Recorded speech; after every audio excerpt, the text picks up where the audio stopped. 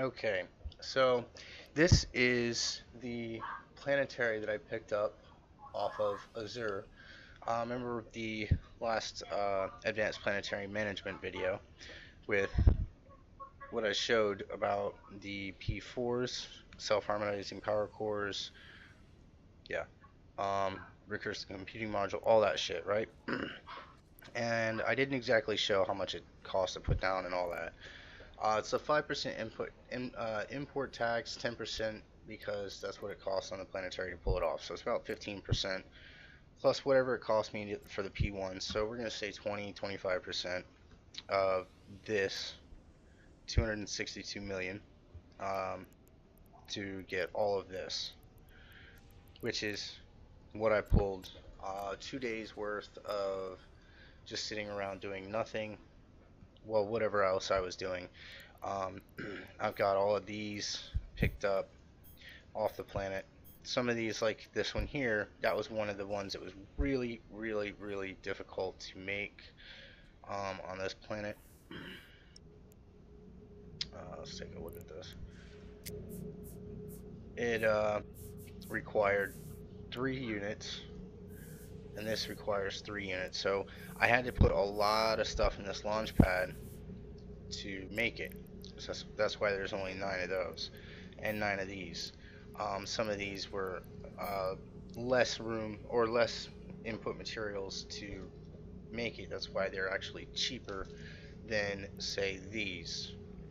But these here, kind of in midway point. I did make a bunch of these. These are needed for Tech 2 drones and whatnot. Um, this and this are needed for implants. This is obviously needed for Tech 2 drones and other stuff. Tech 2 production, Tech 2 production.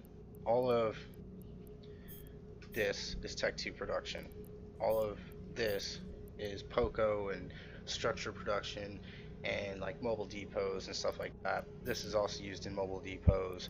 Some of the other stuff is used there too. I don't have the construction blocks because I'm actually making those on a planet in my R&D facility up north in the Mimitar region.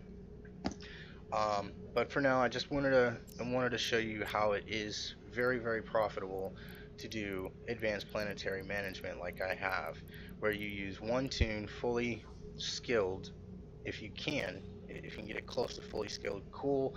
If close to fully skilled would give you 5 planets. If you find 5 planets with a tax rate of only 10, 11%, you're paying about 20, 25% on the input and export of the materials, because you can also pull what you need off of those planets, put buy orders on the markets for the stuff that you're not getting as much of, sell the stuff on the market that you're making too much of, or milking too much of, and then turn around and use that to make this stuff. And it takes a little bit of market finagling and whatnot and trade transactions, but in the end, 262 million for 2 days, and I can keep doing this all month long with the planets that I have that are milking.